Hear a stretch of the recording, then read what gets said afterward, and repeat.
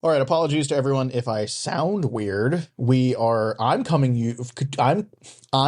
to you live from Miami, Florida, Wow. because Chris and I's schedules are borked right now. Yeah, it's a mess. So I'm in a hotel room in Miami, waiting to get on a cruise. And I thought I actually thought recording on the cruise might be a cool idea. Oh, that would be really fun. Yeah, be like live at sea, like P&A at sea. That would have been fun because I do have internet on the cruise, but I thought it was safer to do it now Yeah. rather than wait. Okay. Yeah, fair. We'll have to But save P&A I at sea have, for another time. yeah, another time. We could do it together. We got to go to a cruise together and just record with the waves in the background. Oh, yeah, that'll be great. So I'm recording on a MacBook Air today, and MacBook Air M1. I love this machine. It's so good. It's so perfect. It's tiny and it's doing great. But so if I sound a little weird, that's why. My apologies. I'm also slightly stuffy, but I have a feeling that it has to do with there actually being plants still down here. It's not really fall yet, so I came down here and I think there's a bunch of pollen or something in the air, and it's kind of messing with me. And then finally, we have the weirdest recording situation right now because for some reason Discord's being weird. The software we use is being weird. But then, Chris, I wanted to talk to you about this. Do you find that hotel internet connections block Discord? I have not experienced that yet, I don't think. And I've been in a lot of hotels around the world with Discord, but not ones in the US lately, now that you mention it. I have experienced at least two different hotels where on the base internet plan, like the non-streaming plan, you can pay for the upgrade. Yeah. They have blocked Discord, and it drives me nuts.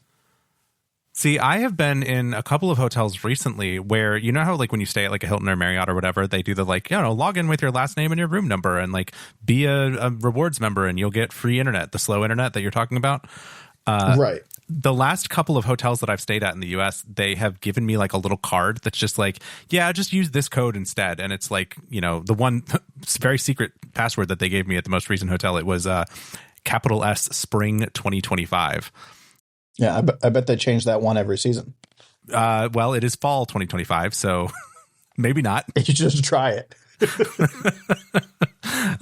Yes, I was there in the fall of 2025, and the code was spring. But I think that's just mostly so that they avoid people like calling the front desk, being like, "I don't know how to get internet because I'm not a rewards member and I can't whatever."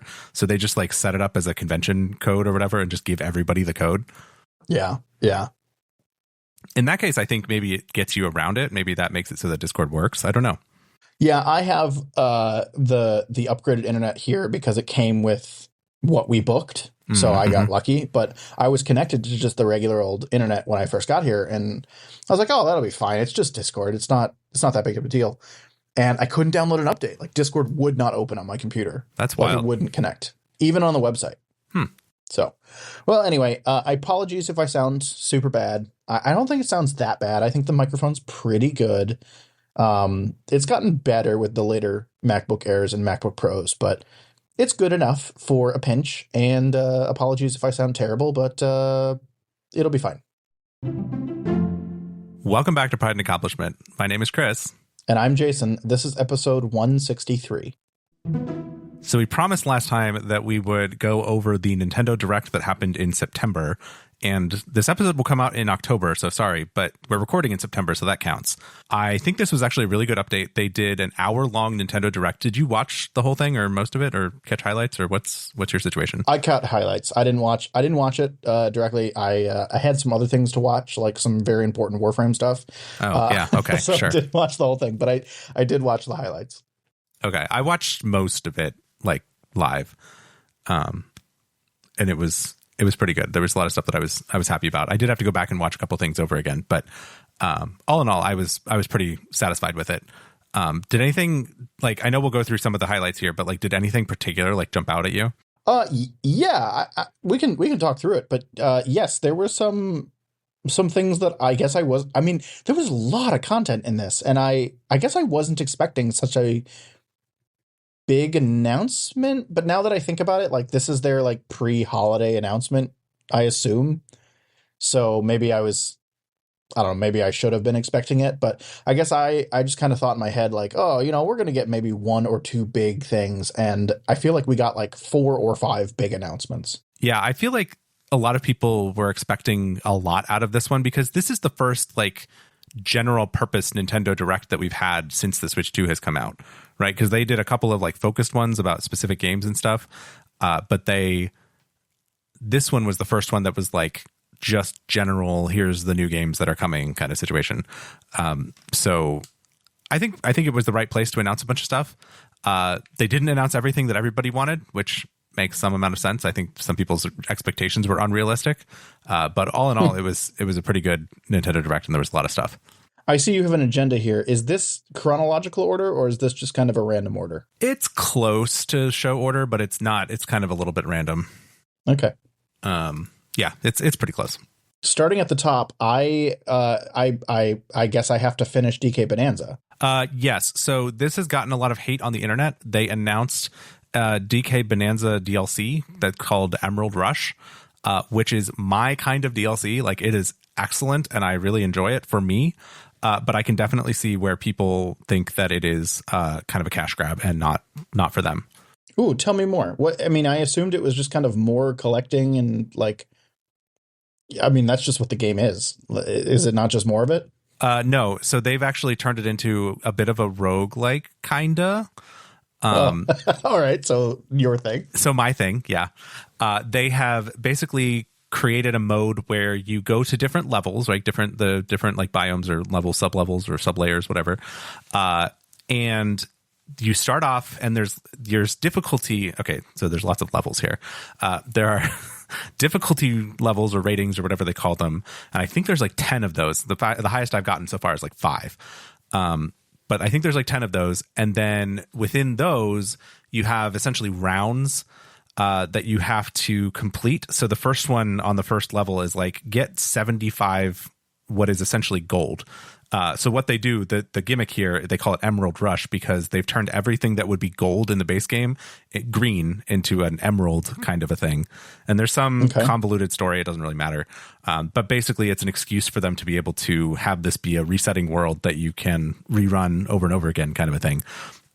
So there's these rounds, and the rounds, they scale up, right? The first one's like 75. The next one's like 200. The next one's like 500. The next one's like, 2,000 or whatever. Like, it kind of scales a little bit exponentially.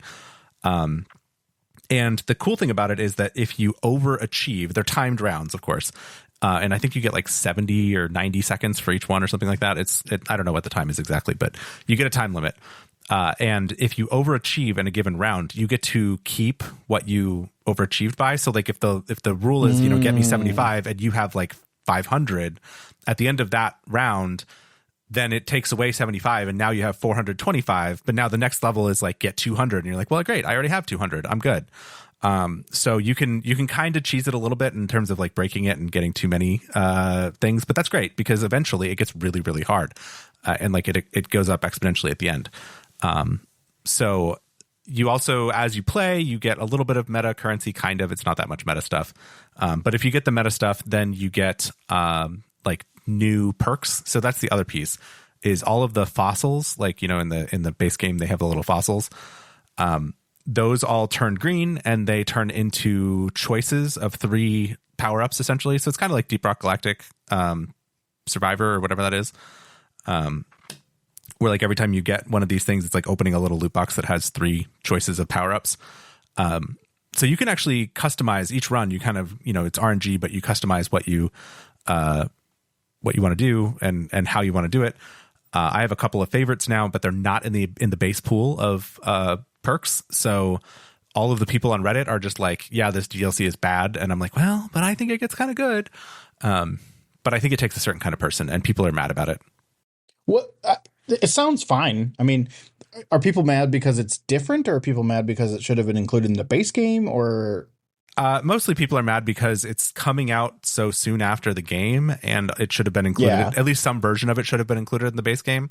Yeah, I guess I kind of see that, but Yeah, I mean, they kind of did this with Pikmin 3, where they had some kind of time trial thing, and then they sold a DLC that added more of the little time trial levels, which they could have done here, and that would have been nice, is if they had put the, one of the layers or something that you could do in this mode for free, and then said, well, if you want to do this with the whole game, buy the $20 DLC. That's the other thing, is it's $20. So I think people are a little bit bent out of shape about that.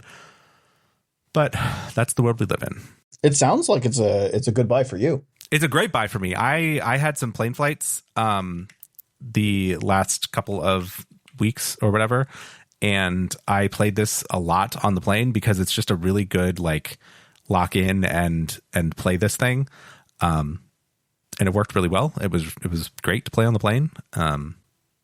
Round based stuff like this is always nice for me because I don't like something that's like a big heavy story. Particularly, but something like this where it's just like you can kind of get in the loop and get in the zone and kind of just keep going and going and going, makes the time pass nicely. As opposed to the other really good roguelike that you were maybe going to buy on your Switch. Did you end up buying Hades 2 on the Switch 2? I did not buy Hades 2 on the Switch 2. I did consider it, but I did not do it, partially because I wasn't going to have had the chance to log in with the 1.0 build on my computer to sync my save, so I would have had to start over. Okay. Because the 1.0 dropped on the same day that the game dropped on the Switch. So I did not buy it on the Switch 2, although earlier today I was playing Hades 2 on my Steam Deck, and it was a nice handheld experience, and I was enjoying it. I've watched someone play it, and trying not to spoil too much by watching. Yeah. But the gameplay looks much more appealing to me than Hades 1. The movement is different. I'm very interested in playing it when I return home. Okay. Well, you can buy it for the Switch too. I'm not doing that. I want it on my PC. I mean, that's where I'm going to play it mostly. And I could play it on my Rogue Ally, which I have here. But there you go. I don't know that I'm going to have enough time to play it. So I'm just going to wait until I get home. I have plenty of things to do. I've got to finish DK Bonanza. I've got Hollow Knight installed on my Rogue Ally. I have stuff to do. But no, the gameplay looks different enough that you're like, oh yeah, this is definitely a different style of game, but it's still the same, it's still Hades. The art style is still very similar, and I don't know. I thought they did a really nice job of making it different enough, but also similar. But the things that they made different, at least from me watching, made it very appealing to me. Yeah, they've got a couple of really good changes in the movement and changes in some of the abilities and stuff, and the way that all works. And the biomes are different, of course, so the enemies are different. Some of the meta systems are a little different as well. I don't remember the meta systems in Hades 1 as well because I've been playing Hades 2 a lot. But it's really fun. I really enjoy it. It's got a lot of things where you feel like you're making progress. There's a lot of stuff where it's do this thing, and it takes you so many, I think they call them whiles in the game, which is just an arbitrary measure of time, which I think roughly corresponds to rooms and encounters, but I'm not sure that it's exactly 1-to-1. So there's a lot of stuff like that where it's plant this seed and come back and get a flower and 37 whiles or whatever, which is kind of cool because it just gives you something to kind of if you go on a long run, that's just one run, but if you go on a short run, maybe it's 2 runs. So it's pretty cool in that way. So there's a bunch of stuff in that game. It's bigger than Hades 1 for sure, and I think that some of the story stuff is as good, I think, although I'm not sure if the twist or if there is a twist as good as the one in Hades 1. Okay. All right. Cool. I'm definitely going to play it. I'm going to get it when I get back. Okay. You should. It's really fun. And yeah, you should play it. You know what else is an instant buy for me from this Nintendo Direct? This is probably the last one on your list that I'm super, super excited for. Yep. Okay. I did see this and think of you. Is another tennis game. Another Mario Tennis.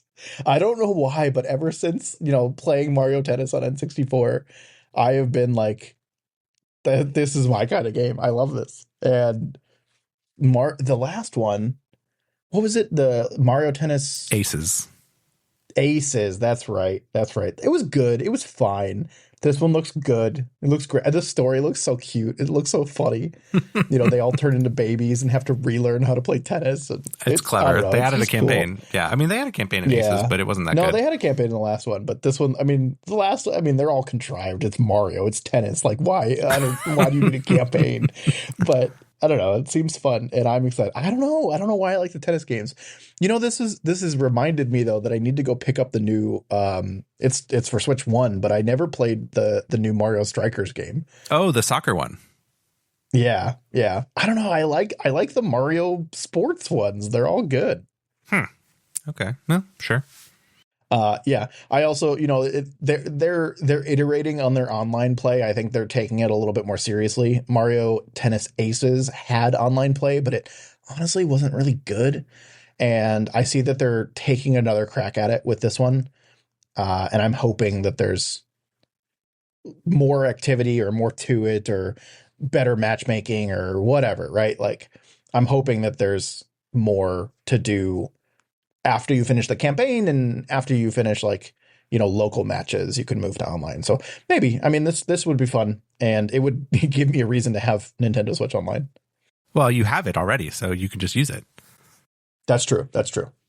One thing that was interesting to me, I was hoping for some Pikmin 4 DLC, and I didn't get it.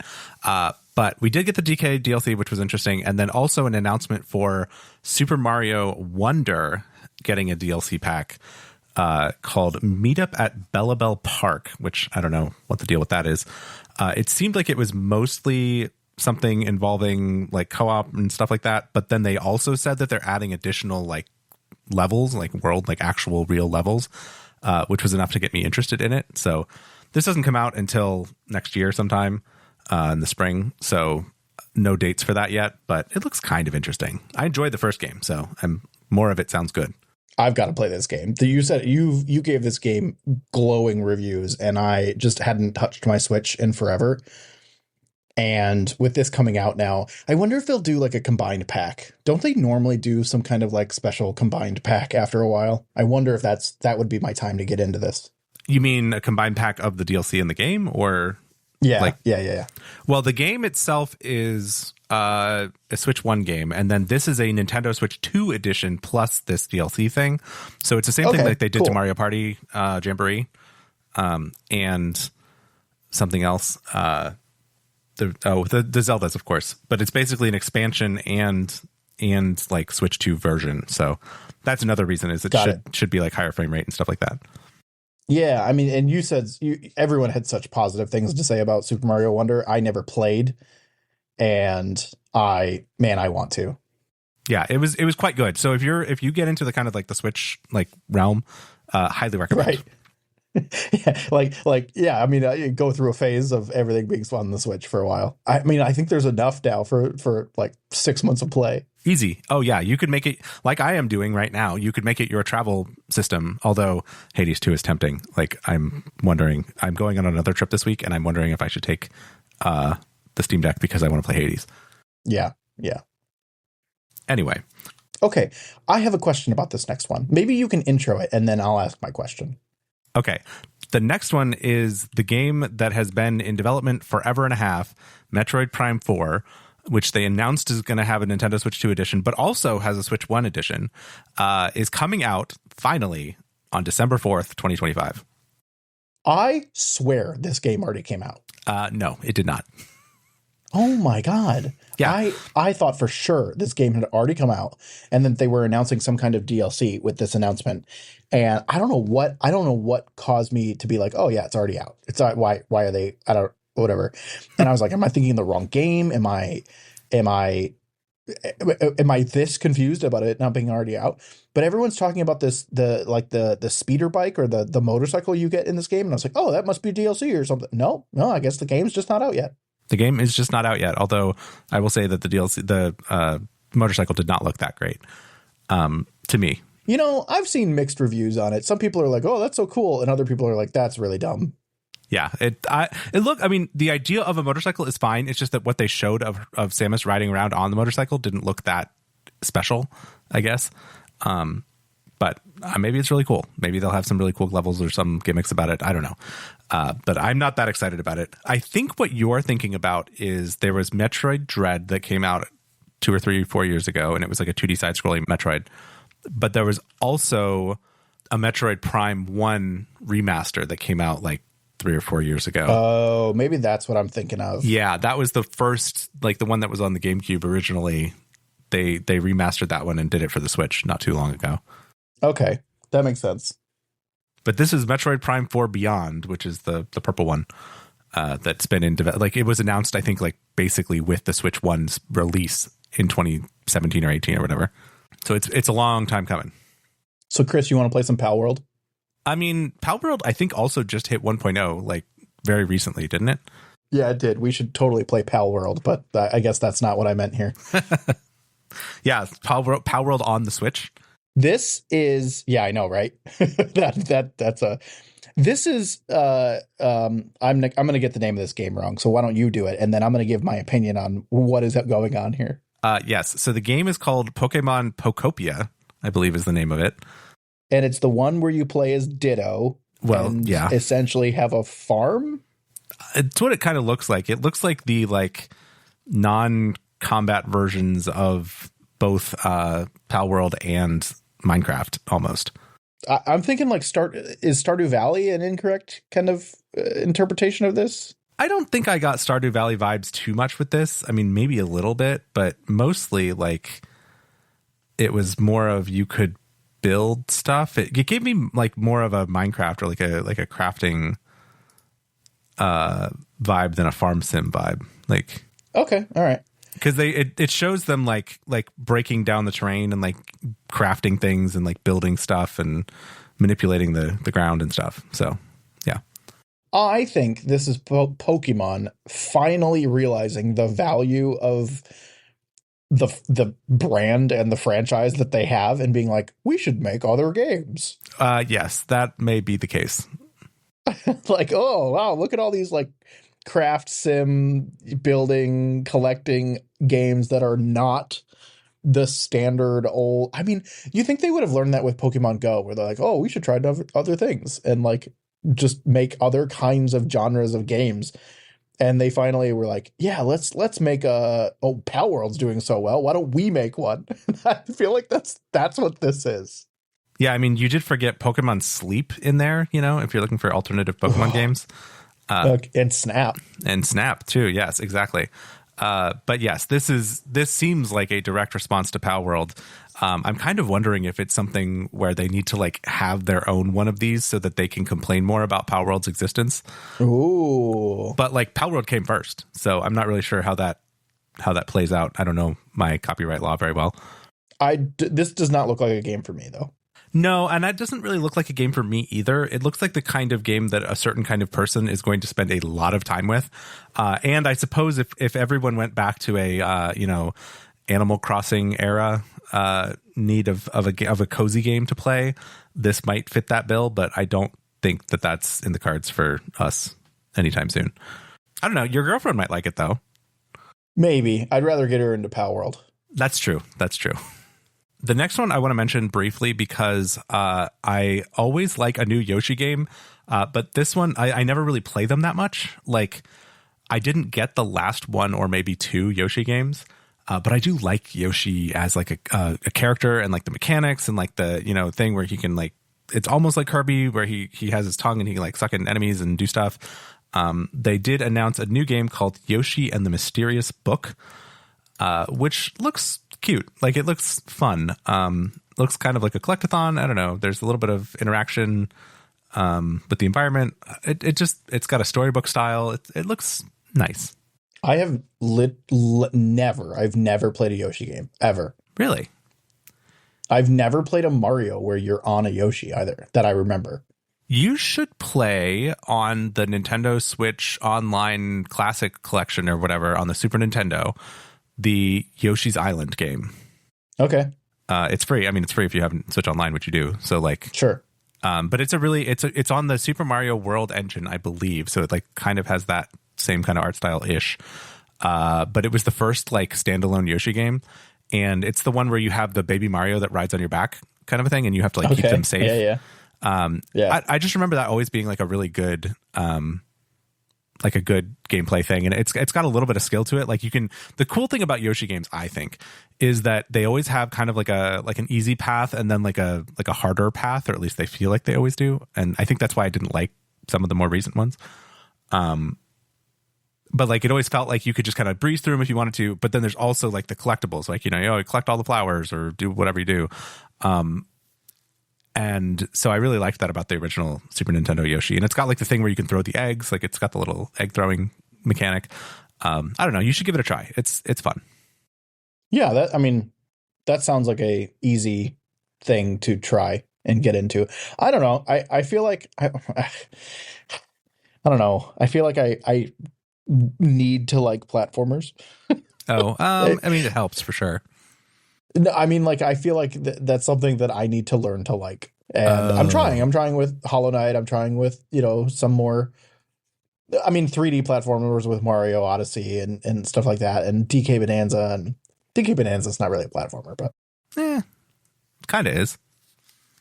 But I feel like this is maybe a good, easy one to get back. Do you recommend playing the whole game or just getting a feel for it? No, I would say just play the first couple levels and like sit down with it for half an hour. I mean, it won't be. It's a Super Nintendo game. It's not like you're going to spend days with it. Is this new Yoshi one 2D or 3D? 2D. Cool. Okay. Cool. And I don't know if it's going to be hard. Like I guess I don't know if it's going to be lots of skill shots and such. But like, it seems kind of cool. This is a while out. Is that why? Yeah, it's coming out in spring of 2026. Okay.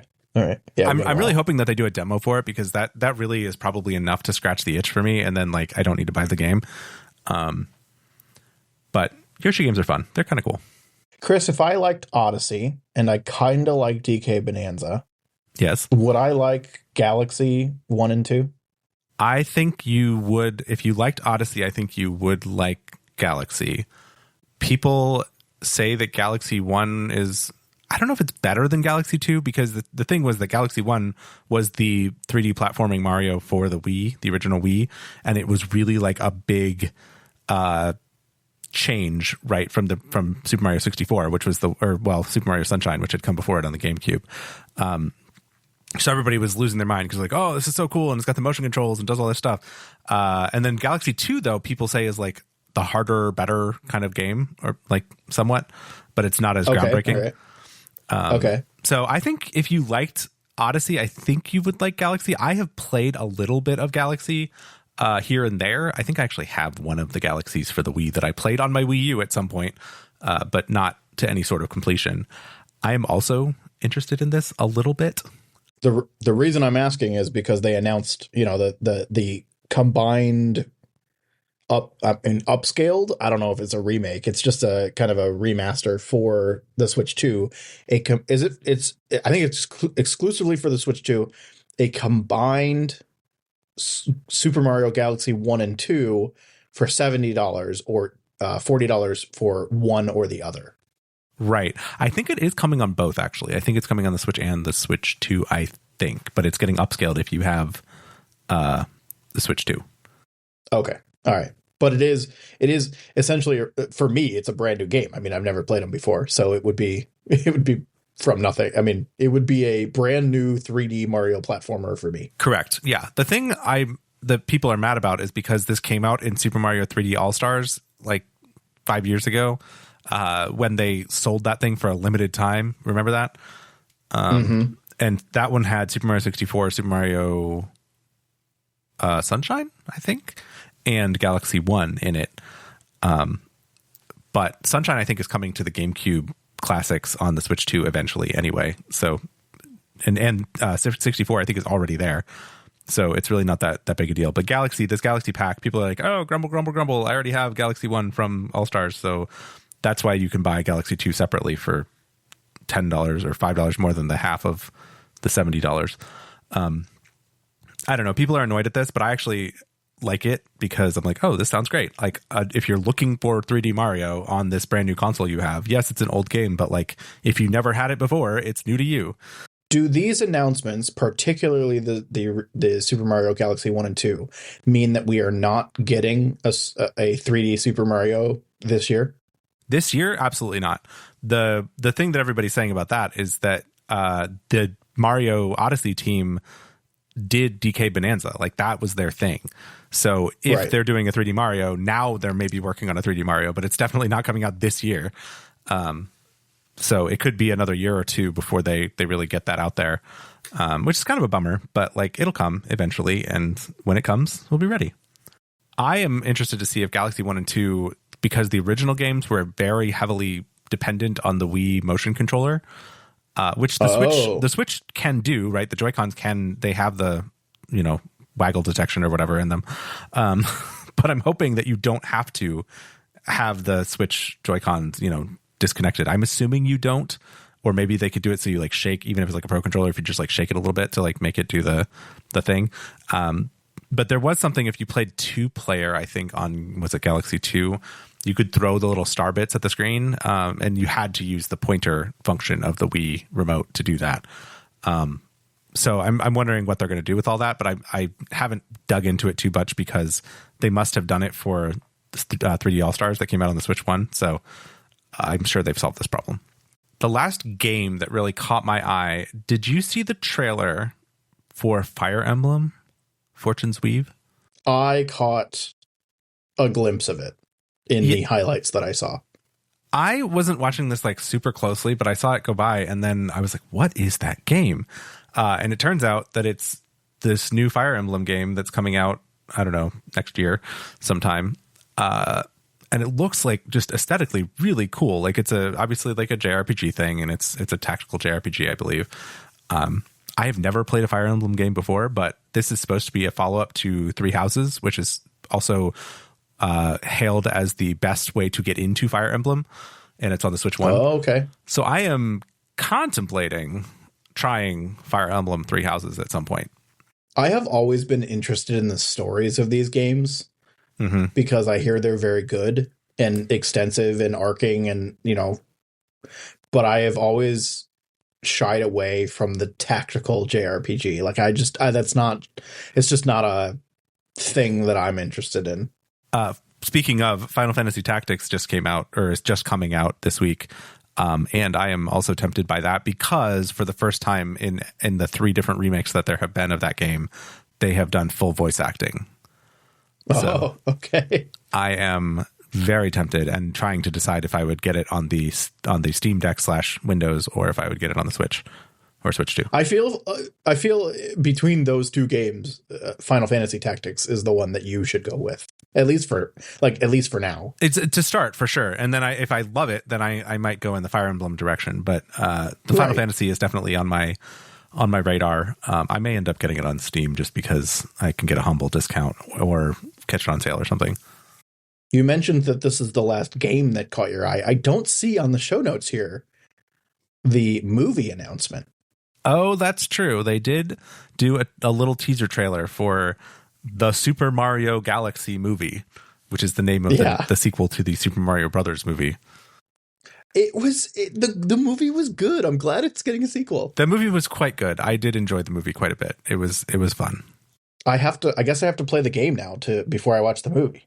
Yes, you should play the game because it'll give you a lot of like Easter eggs and context and all that good stuff. Yeah, it was fun. It looked good. And I did realize that Super Mario Galaxy has one of the musical themes, or whatever you want to say, that I really enjoy of Mario, because I've now been to all 3 of the Mario World theme parks in Hollywood and Orlando and Japan. And they have this song that they play in the area, and it's a really good, like, it's one of the really good Mario songs. And I couldn't place it. Like, if you would ask me, like, what game is that from? I would have been like, I don't know, probably like the end of Super Mario World or something. But it turns out I'm pretty sure it's the one from Super Mario Galaxy. Okay. I'm excited to have that exist in a film score because it should be good. Yeah. All right. Last question, Chris. Mm-hmm. Last question on this thing. Last week we teased it. Have you made a decision on the Virtual Boy? Yeah, I've made a decision not to buy it. Yeah. Okay. That's what I thought. I just wanted to double check. No, Virtual Boy has no nostalgic appeal to me at all. So I do not feel compelled in any way whatsoever. Christmas is coming up. We got you we got you an Alarmo for Christmas. I think we need to get you a Virtual Boy this year. This is, oh dear. You did get me an alarm for Christmas last year, and it's great. It sits next to my bed. It tells the time. I don't really use it much as an alarm clock, but it's fun to have a little Mario. The thing is, numbers. You use the Virtual Boy one time just to see, and then you would never touch it again. Never At least again. The Alarmo sits on a shelf that is fairly, it's decorative and useful. Exactly.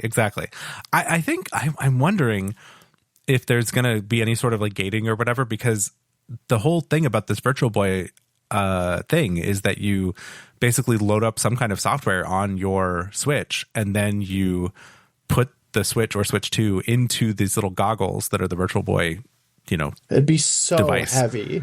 Oh yeah, for sure. Well, that's why the Virtual Boy, the non-cardboard one, it comes with a tripod almost. I think it's like a bipod, but it comes with legs, so you can sit it on the table in front of you, and then you sit there with your face up against this thing. And that's how the original one worked, I think. That sounds awful. You didn't strap it to your face. You put it on the table at a height that would match your face, and then you would stick your face at it, and then you would use your controller to control it. But I'm wondering, what I was going to say is can you get the software and not the Virtual Boy plastic thing, which is $100 piece of plastic, by the way, that does nothing on its own, or a $30 or $40 piece of cardboard that also does nothing on its own. But can you get that software for the Switch and then just play it on a table and pretend like you're wearing the thing, or can you make a knockoff thing for $2 and try it? Or yeah, someone will just Google Cardboard. Honestly, you could 3D print it. Yeah, it's just a couple lenses in it that are spaced the right spacing. It's not that complicated. I don't know how it's going to work. I honestly have not. I've seen it. I've not paid attention to it. Yeah, I mean, from what I've seen of it, I know nothing about the Virtual Boy before this, other than it was kind of a failed experiment. But from what they showed during the thing of look at these games you can play, I think there's a tennis game in there. It did not look good. Oh boy! All right. Actually, I think that's the only game they actually showed was a tennis game. Was it? Okay. Yeah. Yeah, no, I'm not getting one either. All right. There was also a bunch of other small stuff, but I don't think we have time to talk about that today. And none of it really jumped out and caught my eye. But they had a couple of indies and some stuff that was also in this direct. So if we missed your favorite, sorry. Yeah. I'm also interested, Chris, maybe next time talking about the PlayStation announcements. And I mean, Xbox also had an announcement, so maybe we'll cover those in the next one, because I have to watch them again to get the detail. But I think both PlayStation and Xbox had similar, leading up to holiday season game announcements. Okay, I saw news that there was a PlayStation thing, and I had totally missed it because I was traveling. So yes, I will have to go back and read that or watch it or do something with it. And be able to talk about it intelligently. And then we're gearing up for the Game Awards. I mean, it's only 2 months away at this point. It's only 4 episodes away. That is coming up too fast. I'm so ready. I'm so ready to hear Clear Obscure being played by the Game Award Orchestra. Oh my gosh. Wow. That's going to be that December 11th. It's coming up. Oof. Okay, great. Well, a lot of stuff to do between now and then. If we missed anything from the Nintendo Direct, or if there's something specific from the PlayStation or Xbox showcases that went on, let us know. You can get in contact with us by joining our Discord, which you can get to at discord.pnapodcast.com. If you want to find any of our older episodes or read our show notes, you can visit our website at pnapodcast.com. That's P, the letter N, the letter A, podcast.com. If you're enjoying the show, we would love if you could share it with some others that might enjoy it as well. Thanks for listening, everyone. We'll talk to you next time. Okay, Chris, it's do or die time. Yeah. Mm-hmm. We didn't talk about it during the show, but the Asus ROG Ally X. Wait, but the Asus ROG Xbox Ally X. What a freaking Is that name. That's what it's called? I don't know. Is that the right name? I just that's what it's typed some called. stuff. That's what Okay. it's called. Brand. It's the brand, and then the brand, and then the brand, and then the Ally X. Oh my gosh. Terrible. But it got a price. It got a price. It did get a price, and it was, I think, exactly what most people feared that it might be, which is $9.99. Yep, and a relatively soon release date. Well, yeah, we already had a release date, didn't we? Like, we knew it was coming out in mid-October. Yeah, I guess we knew mid-October, but now we can pre-order it now and for $9.99, and it will get delivered or whatever October 16th. Is that what it is? I'm checking right now, but I believe you're correct. October 16th. Yes, it's October 16th. So have you done it? No, I have not done it. I am taking it slow because this should be coming with the Windows game handheld updates, right? Like, hopefully. Yes, that is okay. So I'm glad you pointed that out. I think if everything works out, I should be able to upgrade my Ally, ROG Ally, not Xbox branded version, hopefully really soon around that date. Okay, cool. I'll be very interested to see how that works for you. Because yeah, I wanna try it really bad. I mean, I played around with it a little bit, kind of prepping it for this trip, and the Windows experience is fine, but we needed to install some Steam. I wanted to install some Steam games before we got on the plane, and it worked, but like there's a lot of like touching the screen, and there's a lot of like working in the desktop mode. I'm really excited to try the built-in Xbox like experience. Mm-hmm. I am holding off for now, both because I want to see what the reviews are and see kind of how it goes, and get some people with some pictures with some comparisons to Steam Decks and all that good stuff, and the Switch 2.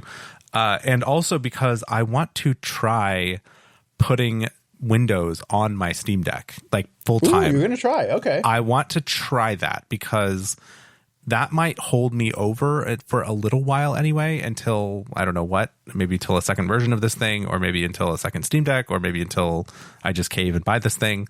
But I want to see kind of if the Steam Deck can do it. And if Windows is truly optimized for a handheld, this could be a way that they get me to buy another Windows license. Yeah.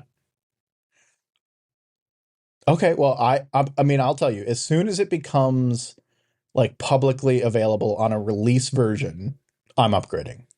Sure. Yeah. And I'm willing to try it on my Steam Deck. And then like, I think I would probably just wipe the whole Steam Deck and go all in on Windows for a little bit, and then try it, and then if I hate it, just go back to Steam OS, because everything, all the games and stuff are in the cloud. Like, I don't think there's anything particular on my physical device that I care about. Right. Well, actually, I think there's about 1,000 screenshots of blueprints, but I'll figure out what to do with those. Okay. All right. We should have that. I mean, I need to look at a calendar, but we should have that by next episode if it comes out on the 16th. Maybe. I think it comes out on the day that our next episode publishes. Okay. All right. So then maybe the episode after that. Yes. When we're only 2 episodes away from the Game Awards. My goodness.